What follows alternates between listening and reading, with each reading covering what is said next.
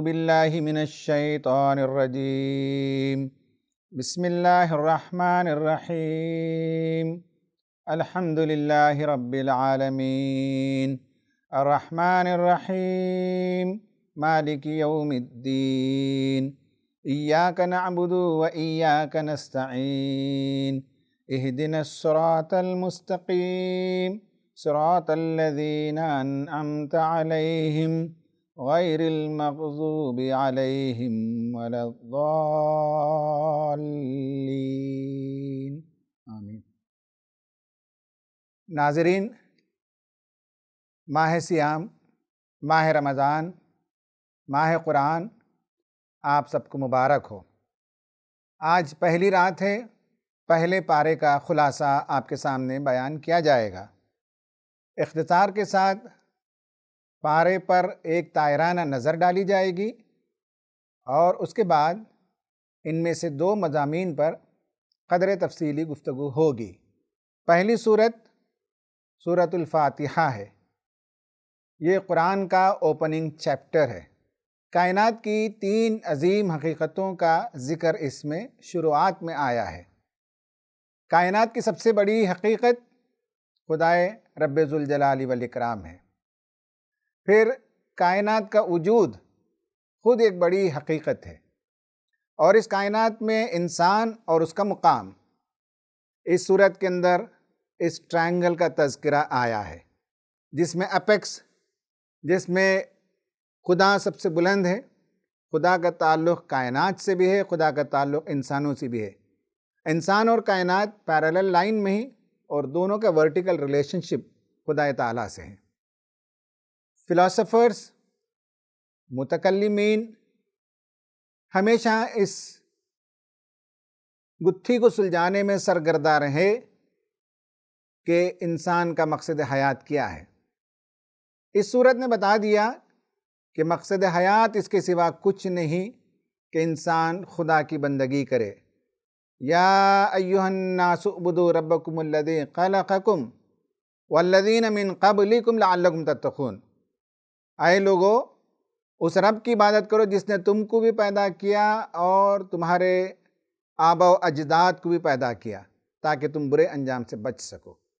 ایاک نعبد و ایاک نستعین میں یہ حقیقت ہمارے سامنے آتی ہے کہ کائنات تو انسان کے لیے مسخر کی گئی ہے، انسان کی خدمت میں لگائی گئی ہے، اور انسان صرف خدا کی عبادت کے لیے ہے۔ اور انسان خدا کی عبادت کرنا چاہتا ہے، لیکن اس سے مدد چاہتا ہے کہ کیسی عبادت کریں، خدا کی مرضیات کیا ہیں، خدا ہم سے چاہتا کیا ہے، خدا کن باتوں سے خوش ہوتا ہے اور کن باتوں سے ناراض ہوتا ہے۔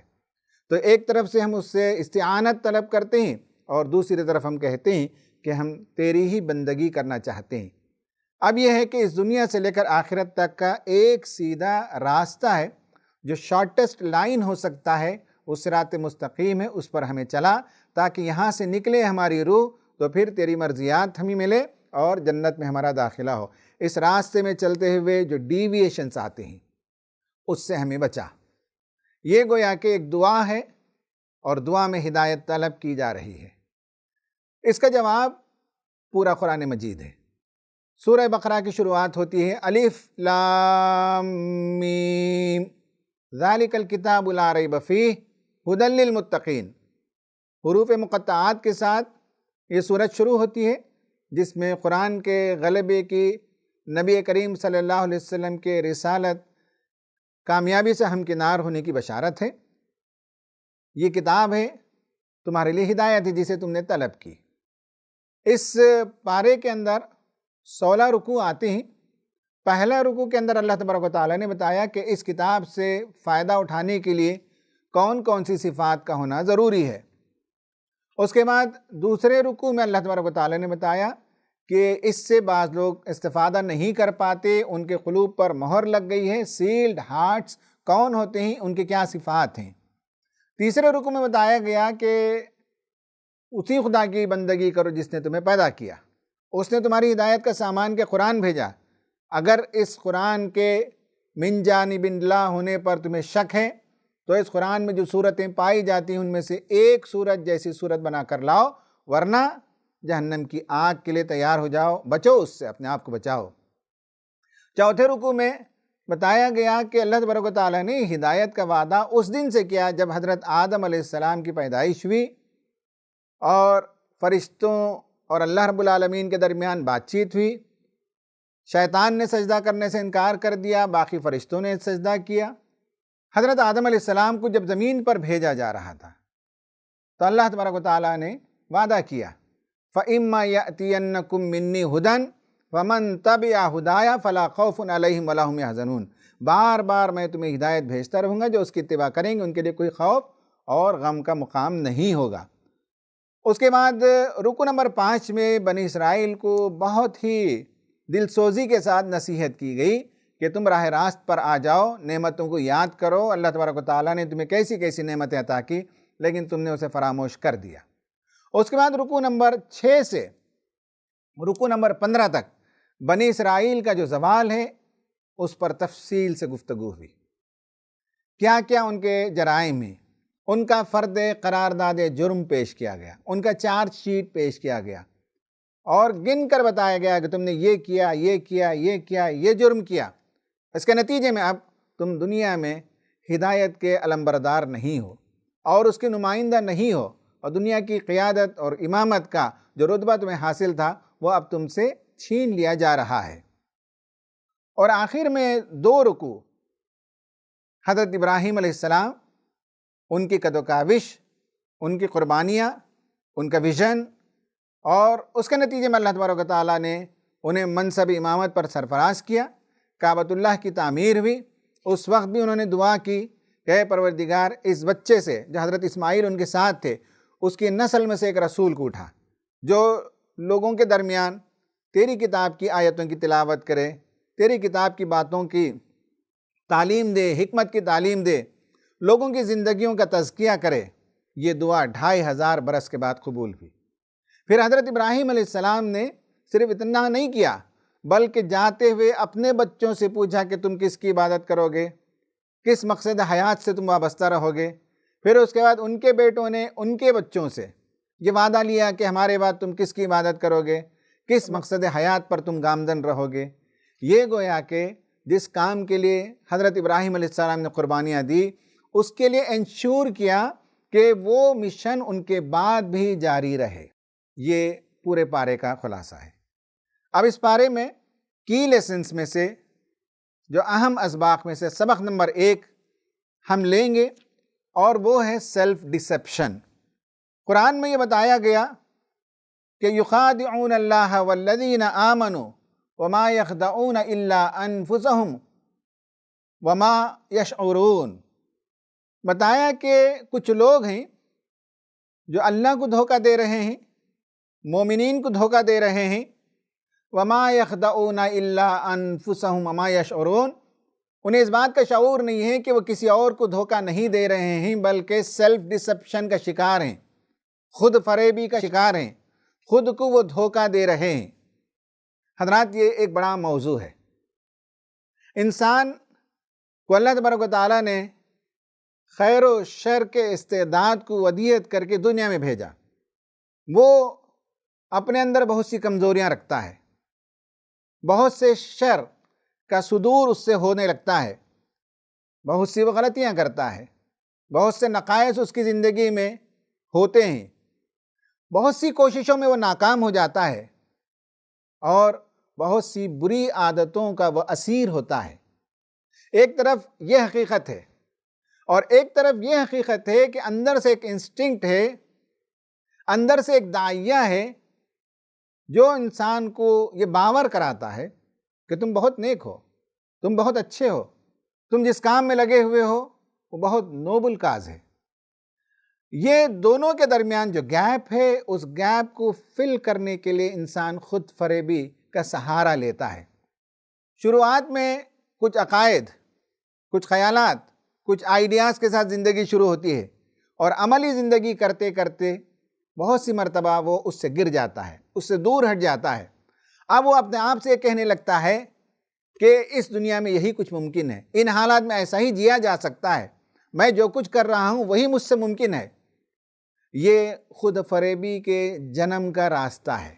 اس کی شروعات ہوتی ہے کہ اپنے عقیدے اور قول اور اپنے عمل کے درمیان جو دوئی ہے، جو ڈفرینس ہے، جو گیپ ہے، اس گیپ کو پاٹنے کے لیے وہ اس آئیڈیا کا شکار ہو جاتا ہے۔ یہ گویا کہ ایک مقدس جھوٹ ہے جو اپنے آپ سے کہتا ہے۔ انسان دوسروں سے تو اپنے آپ کو چھپاتا ہے، وہ قدر آسان ہے، لیکن اپنے آپ سے چھپانا مشکل کام ہے، اور یہ مشکل کام کر گزرتا ہے اور اپنے آپ کو بھی دھوکہ دیتا ہے۔ قرآن نے بتایا وَمَا يَشْعُرُونَ، اس کا شعور انہیں نہیں ہے، لیکن یہ خود دھوکے میں پڑے ہوئے ہیں۔ اس مقدس جھوٹ سے بچنے کے لیے حضرت عیسیٰ علیہ السلام کا یہ قول ہے کہ لوگو، تمہیں سامنے والے کی آنکھ کا ایک تنکا تو نظر آتا ہے، لیکن اپنی آنکھ میں ایک شہتیر پڑی ہوئی وہ تمہیں نظر نہیں آتی۔ یعنی سامنے والے کی برائی تو میگنیفائنگ لینس لگ کر تم تلاش کر لیتے ہو، لیکن خود اپنی ذات کے اندر جو خامیاں ہیں اس کا تمہیں ادراک نہیں ہے۔ ایک مشہور ناول نگار لیو ٹولسٹائی، اس کی ایک کہانی میں دی ڈیتھ آف ایوان ایلیچ، اس کے اینڈ میں وہ لکھتا ہے کہ وہ جو اس کا مرکزی کردار ہے، وہ مرکزی کردار اپنے ڈیتھ بیڈ میں، موت کے وقت اپنے آپ سے یہ کہتا ہے "It is as if I had been going downhill while I imagined I was going up, and that is really what it was. I was going up in public opinion, but to the same extent life was ebbing away from me, and now it is all done and there is only death." انسان یہ سمجھتا ہے کہ میں اوپر کی طرف جا رہا ہوں، عوام کی نگاہ میں میں چڑھائی کی طرف جا رہا ہوں، لیکن وہ کہتا ہے کہ موت کے وقت مجھے احساس ہونے لگا کہ میں زندگی بھر نیچے کی طرف سفر کرتا رہا، اور آج اس حقیقت سے میں ملاقات کر رہا ہوں جس سے بچنے کا کوئی یارہ نہیں، وہ ڈیتھ ہے، وہ موت ہے۔ موت کے وقت انسانوں کو احساس ہونے لگتا ہے کہ میں نے زندگی میں یہ اور یہ غلطی کی۔ ابھی کووڈ کے حوالے سے ایک ہاسپٹل کے ڈاکٹرز اور نرسز کے بیانات پر مشتمل ایک چھوٹا سا آرٹیکل آیا تھا۔ اس میں ڈیتھ بیڈ پر جو پیشنٹس تھے ان کے آخری جملے، ان کی آخری خواہش کیا رہی۔ کچھ لوگوں نے تو کہا کہ بھئی گرم چائے دے دو، گرم کافی دے دو، ایک دو لوگ۔ کچھ لوگوں نے کہا مرنے سے پہلے ہم اپنی بیوی کو دیکھنا چاہتے ہیں، ہم اپنے والد کو دیکھنا چاہتے ہیں، رشتہ دار کو دیکھنا چاہتے ہیں۔ لیکن اکثر لوگوں نے یہ کہا کہ زندگی میں ہم نے بہت غلطیاں کی، میں نے اپنی بہن کی دل آزاری کی، اسے فون کر کے کہہ دینا میں ان سے معافی چاہتا ہوں۔ کسی نے کہا کہ میں نے میراث کی تقسیم میں ڈنڈی ماری، میں نے بھائیوں کا حصہ نہیں دیا، میں نے بہنوں کا حصہ نہیں دیا، آج مجھے اس کا احساس ہو رہا ہے، براہ کرم میرے بھائیوں کو کال کر کے بتا دیں کہ مجھے اس کا پچھتاوا ہے۔ حضرات، یہ مرتے وقت انسان کو پچھتاوا ہوتا ہے، خود فریبی کے اندر مبتلا ہوتا ہے۔ جب جھگڑا کرتا ہے تو سمجھتا ہے کہ میں حق پر ہوں، جب موت آتی ہے تو اسے احساس ہونے لگتا ہے کہ میں نے غلطی کی۔ اس سے جتنا جلد نکل سکیں خود فریبی سے، سیلف ڈسپشن سے، اتنا اچھا ہے۔ یہ ایک لعنت ہے۔ قرآن بتاتا ہے کہ نمبر 1 خود فریبی یا سیلف ڈسپشن ایک دل کی بیماری ہے۔ فی قلوبہم مرض، دل کے اندر ایک بیماری ہے، ایک انٹرنل سکنس ہے، ایک سائیکولوجیکل سکنس ہے، اور کہاں فزادہم اللہ مرضا، اور یہ دن بدن بڑھتا چلا جاتا ہے۔ اگر اس کا ادراک نہ کریں، اسے روک نہ لگائیں تو یہ بیماری بڑھتی چلی جاتی ہے۔ وَلَهُمْ عَذَابٌ عَلِيمٌ، ایک پینفل ایونٹ ہے، اور اس پینفل ایونٹ سے یہاں دنیا میں گزرتا ہے اور آخرت میں بھی اس کے لیے پینفل سزا ہے، پینفل اینڈنگ ہے، بہت دردناک ہے خود فریبی کے اندر مبتلا رہنا۔ ان میں سے کچھ لوگوں کے بارے میں قرآن نے بتایا کہ لا تفسدوا فی الارض، جب ان سے کہا جاتا ہے کہ زمین میں فساد برپا نہ کرو تو ان کا سیلف ڈسپشن یہ کہتا تھا قالوا انما نحن مصلحون، ہم تو اصلاح کرنے والے ہیں۔ دنیا میں خوب غارت گری کرنے والے، قتل کرنے والے، جنگ کی آگ میں دنیا کو بھڑکانے والے، لیکن کہیں گے کہ we are champions of democracy, we are champions of human rights, ہم دنیا میں انسانوں کے لبریشن کے لیے کام کر رہے ہیں۔ اس سے بڑا اور سیلف ڈسپشن کیا ہے؟ قرآن نے بتا دیا کریں گے فتنہ، لیکن بتائیں گے کہ ہم دنیا کی اصلاح کر رہے ہیں۔ ایمان لانے کے لیے کہا جاتا ہے تو کہنے لگتے ہیں کہ کیا ہم بے وقوفوں کی طرح ایمان لے آئیں، حالانکہ یہ خود بے وقوفی کے اندر مبتلا ہیں۔ یہ بھی ایک سیلف ڈسپشن ہے۔ حماقت کے اندر مبتلا ہیں، یہ بھی ایک سیلف ڈسپشن ہے۔ ایڈیوسنکریٹک، اس طرح کے لوگ اس وہم میں مبتلا ہوتے ہیں کہ وہ صحیح راستے پر ہیں، لیکن وہ ان کی غلط فہمی ہوتی ہے۔ یہ دو چہرے کے لوگ ہوتے ہیں۔ قرآن نے بتایا وَإِذَا لَقُوا الَّذِينَ آمَنُوا قَالُوا آمَنَّا وَإِذَا خَلَوْا إِلَىٰ شَيَاطِينِهِمْ قَالُوا إِنَّا مَعَكُمْ۔ مسلمانوں سے ملتے تو کہتے کہ ہم تمہاری صفوں میں ہیں، اور اپنے لیڈروں سے ملاقات کرتے تو کہتے کہ ہم تو تمہارے ساتھ ہیں، ہم تو ان کے ساتھ مذاق کر رہے ہیں۔ یہ ڈبل فیس لوگ ہوتے ہیں۔ قرآن نے بتایا کہ دو چہرے رکھنے والے، حدیث میں بھی آیا ہے، نبی کریم صلی اللہ علیہ وسلم نے فرمایا بدترین مخلوق میں سے وہ لوگ ہیں جو دو چہرہ رکھتے ہیں، دو امیجز رکھتے ہیں۔ یہ ہے سیلف ڈسپشن کی بیماری، جسے تشخیص کر کے قرآن نے بتا دیا۔ قرآن نے بتا دیا کہ یہ لوگ نان سیریس لوگ ہیں۔ انما نحن مستہزئون، کہ ہم تو ان کے ساتھ مذاق کر رہے تھے، یعنی ایمان کھیل ہے، مذاق ہے ان کے لیے۔ قرآن نے کہا اللہ یستہزئ بہم، اللہ ان کے ساتھ مذاق کر رہا ہے۔ تو نان سیریس پیپل ہوتے ہیں یہ، جو سیلف ڈسپشن کا شکار ہوتے ہیں۔ اور پھر یہ وہ لوگ ہوتے ہیں جو ان پرنسپلڈ ہوتے ہیں، اولئک الذین اشتروا الضلالۃ بالہدی، ہدایت کو بیچ کر گمراہی خریدتے ہیں۔ ان پرنسپلڈ قسم کے لوگ ہوتے ہیں۔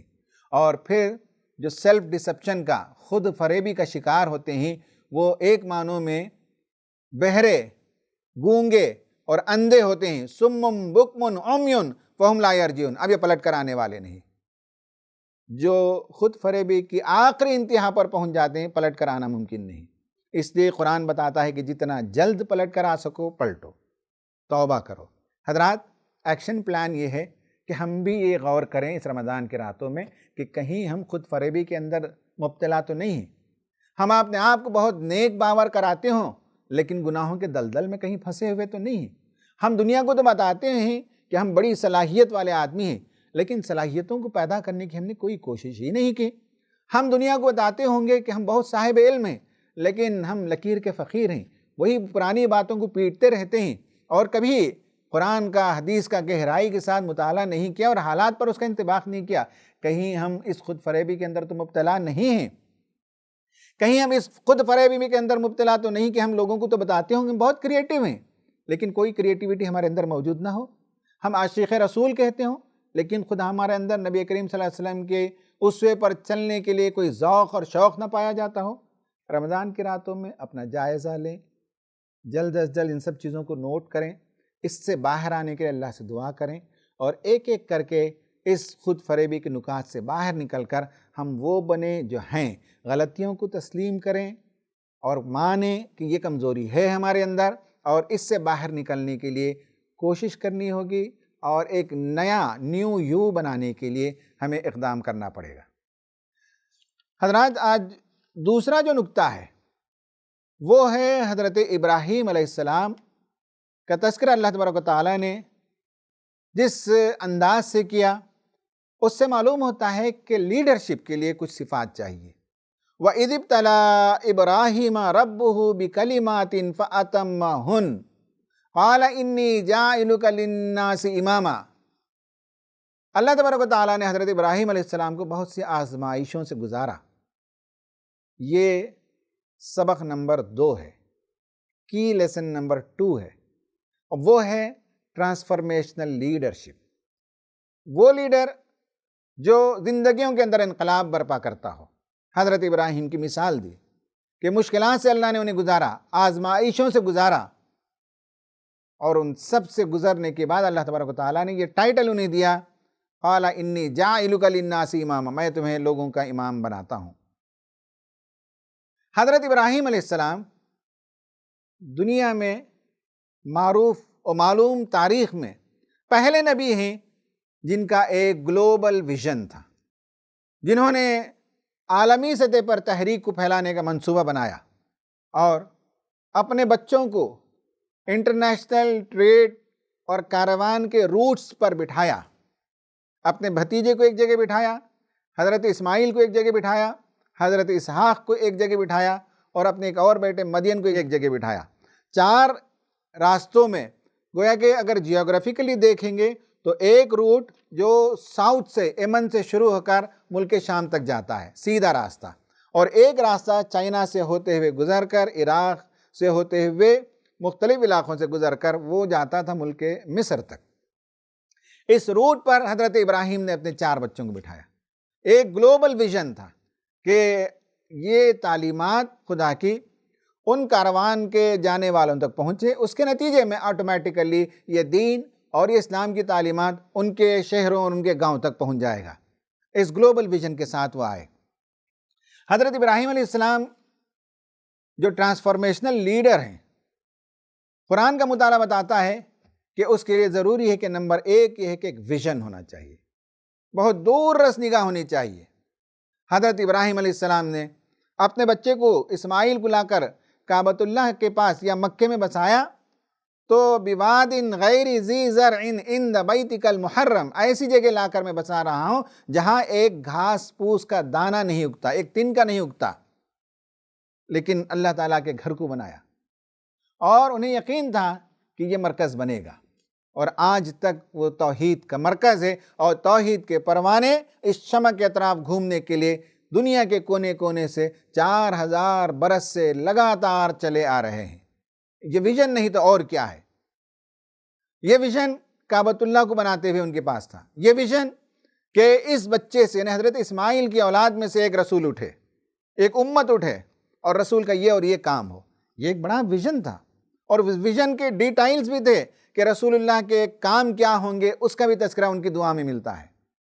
ویژنری ہوتا ہے لیڈر۔ نمبر 2 کیرزمیٹک ہوتا ہے، یعنی اس کی شخصیت کے اندر جاذبیت ہوتی ہے، کانفیڈنس ہوتا ہے، ہمت اور شجاعت کا وہ پیکر ہوتا ہے۔ اس کے ساتھ ساتھ اس کے اندر حلم، بردباری، نرمی، رقت، رافت، یہ ساری خوبیاں ہوتی ہیں حضرت ابراہیم علیہ السلام کے بارے میں۔ قرآن نے جا بجا یہ ان کے کیرزمیٹک پرسنالٹی کا تذکرہ کیا کہ ان کے اندر کیا کیا خوبیاں تھیں۔ اور اس کے بعد کنسرن فار ادرس، یہ لیڈر کا تیسرا پہلو ہے، لوگوں کی بھلائی چاہنا، لوگوں کا خیر چاہنا، لوگوں کی زندگیوں کو بدلنا، دنیا اور آخرت میں لوگ کامیابی سے ہمکنار ہو جائیں، یہ تمنا اور تڑپ دل کے اندر پالنا۔ ان آیتوں کے اندر بھی ہم دیکھتے ہیں کہ حضرت ابراہیم علیہ السلام نے وَوَصَّى بِهَا إِبْرَاهِيمُ بَنِيهِ وَيَعْقُوبُ یا بنی ان اللہ اصطفیٰ لکم الدین فلا تموتن الا وانتم مسلمون۔ حضرت ابراہیم اپنے بچوں سے اپنی موت کے وقت پوچھ رہے ہیں، بتا رہے ہیں، کنسرن فار ادرس، کہ بتاؤ تم کس کی عبادت کرو گے۔ اور انہی کے نقش قدم پر چلتے ہوئے ان کے بیٹے یعقوب نے اپنے بچوں سے پوچھا کہ بتاؤ میرے جانے کے بعد کس کی عبادت کرو گے، کس راستے پر رہو گے، کس مشن کے علمبردار رہو گے۔ یہ ایک لیڈر کے لیے تیسری صفت ہے۔ اور چوتھی صفت یہ ہے کہ یہ willingness to make great sacrifices، قربانیاں دینے کے لیے تیار ہونا۔ قرآن نے شروعات ہی میں بتا دیا کہ وَإِذِ ابْتَلَىٰ إِبْرَاهِيمَ رَبُّهُ بِكَلِمَاتٍ، بہت سی باتوں میں آزمایا، اور حضرت ابراہیم علیہ السلام نے قربانیاں دی، ہر چیز کی قربانی دی، ماں باپ کو چھوڑ دیا، گھر بار کو چھوڑ دیا، وطن کو چھوڑ دیا، بیوی جس سے محبت ہوتی ہے، بچہ جو آنکھوں کا تارا ہوتا ہے، ایک وادی غیر ذی زرع میں لے جا کر چھوڑ دیا، وقت پڑنے پر اس کے گلے پر چھری چرانے کے لیے تیار ہو گئے، کیا کیا قربانیاں نہیں دی، تب چل کر کوئی بڑا لیڈر بنتا ہے۔ موٹیویشنل لیڈر لوگوں کو موٹیویٹ کرتا ہے اور زندگی میں چھوٹی موٹی تبدیلی پیدا کرتا ہے۔ ٹرانسفارمیشنل لیڈر بڑی تبدیلی پیدا کرتا ہے، 180 ڈگری ٹرن اراؤنڈ کرا دیتا ہے۔ جو بے مقصد لوگ تھے انہیں با مقصد بنا دیتا ہے، جو کور چشم لوگ تھے انہیں دیدہ و بینا عطا کر دیتا ہے، جن کے پاس زندگی کے اندر کوئی امنگ اور حوصلہ نہیں تھا انہیں دنیا فتح کرنے کا امنگ اور حوصلہ دے دیتا ہے یہ لیڈر۔ جن کے اندر کوئی لیاقت اور صلاحیت نہیں ہوتی، ٹرانسفارمیشنل لیڈر ایسی صلاحیت پیدا کر دیتا ہے لوگوں کے اندر کہ وہ بام عروج پر پہنچ جاتے ہیں۔ یہ ہے ٹرانسفارمیشنل لیڈر کی خوبی۔ آپ دیکھیے حضرت ابراہیم نے اپنے بچوں کو تیار کیا، پھر ان کے بچے، پھر ان کے بچے، آگے چل کر بنی اسرائیل جو قوم بنی اس کے اندر بے شمار انبیاء آئے، بے شمار صلاحیت کے لوگ آئے، بے شمار بادشاہ پیدا ہوئے۔ یہ ہے ٹرانسفارمیشنل لیڈر جو جنریشنز کو چینج کر دے۔ نبی کریم صلی اللہ علیہ وسلم دیکھیے کہ کیسے وہ لوگ جنہیں اونٹ چرانے کا سلیقہ نہیں تھا، انہیں دنیا کا امام بنا دیا، صلاحیتوں کا امام بنا دیا۔ لکھنا پڑھنا جن کو نہیں آتا تھا انہوں نے نالج کی ایک موومنٹ چلا دی۔ عورتوں کا جہاں احترام نہیں ہوتا تھا وہاں women's emancipation, women's liberation, women's empowerment کی پوری موومنٹ چلا دی اور ان کی عزت و تکریم کی اور عورتوں کے مقام کو اونچا اٹھا دیا۔ ٹرانسفارمیشنل لیڈر لوگوں کی زندگیوں کو بدل دیتا ہے، نقطہ نظر کو بدل دیتا ہے، زندگی کا طریقہ بدل دیتا ہے، زندگی کی راہ بدل دیتا ہے، منزل بدل دیتا ہے۔ موٹیویشنل لیڈر تو چھوٹی موٹی باتوں کی تحریک پیدا کرتا ہے جس کے نتیجے میں لوگوں کے اندر کچھ تبدیلیاں آتی ہیں وقتی، لیکن حضرت ابراہیم علیہ السلام کا اسوہ بتاتا ہے کہ گریٹ چینج آپ نے پیدا کیا۔ حضرات، ہم میں سے ہر کوئی امت مسلمہ کا فرد اس قرآن کو رکھنے والا، تھامنے والا ایک بہت بڑا لیڈر ہے۔ دنیا کی امامت اور قیادت ہمارے ذمے اللہ نے کی ہے۔ ہم بھی ایک ٹرانسفارمیشنل لیڈر ہیں، ہم بھی دنیا کو بدلنے والے ہیں۔ لاہیہ عمل ایکشن پلان آج کا نمبر 2 یہ ہے کہ آپ پیپر پین لے کر بیٹھیے اور لکھیے واٹ از یور ویژن۔ آپ کا کیا ویژن ہے؟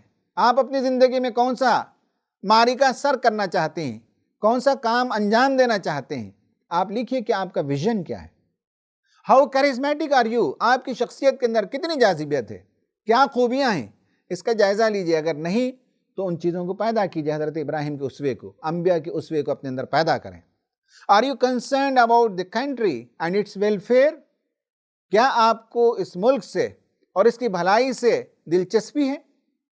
یہ تو بڑے لیڈر کی خصوصیت ہے۔ ہم اس ملک کے نجات دہندہ ہیں، ہمارے پاس ایک آفاقی پیغام ہے، حیات بخش پیغام ہے، اور ملک میں اگر مسائل نظر آتے ہیں، بندگان خدا رائے حق کے لیے سرگردہ نظر آتے ہیں، ان کے پاس حق کی راہ مسدود ہے، تو ہمارے پاس اگر حق ہے، حق کی روشنی ہے، تو ہم کیا اس روشنی سے لوگوں کے راہ کو منور کرنا چاہتے ہیں؟ تیسرا کوشچن، اور چاہتا ہے کہ are you willing to sacrifice anything, اس کام کو کرنے کے لیے کس چیز کی قربانی دینا چاہتے ہیں؟ نیند کی قربانی دے سکتے ہیں، وقت کی قربانی دے سکتے ہیں، دولت کی قربانی دے سکتے ہیں، صلاحیت کی قربانی دے سکتے ہیں۔ لکھیے ان 4 سوال کا جواب۔ What is your vision? How charismatic are you? Are you concerned about the country and its welfare? Are you willing to sacrifice anything? یہ آج ایکشن نمبر 2 ہے۔ ایک ہے ہمارے اندر سے سیلف ڈسپشن کو دور کرنا، اور دوسرا لیڈر کے مقام پر پہنچنا اور اس کے لیے جو لازمی صفات ہیں وہ اپنے اندر پیدا کرنا چاہیے۔ اللہ تعالیٰ سے دعا ہے کہ اللہ تبارک و تعالیٰ قرآن کی روشنی میں ہماری زندگی کو منور فرمائے اور ہمیں اپنی خامیوں کو تلاش کرنے، ہماری زندگی کے اندر سے انہیں دور کرنے، اور ہمارے مزاج کے اندر ایک رنگی، ایک سوئی اور قرآنی کردار پیدا کرنے کی توفیق عطا فرمائے۔ آمین۔ وآخر دعوانا ان الحمد للہ رب العالمین۔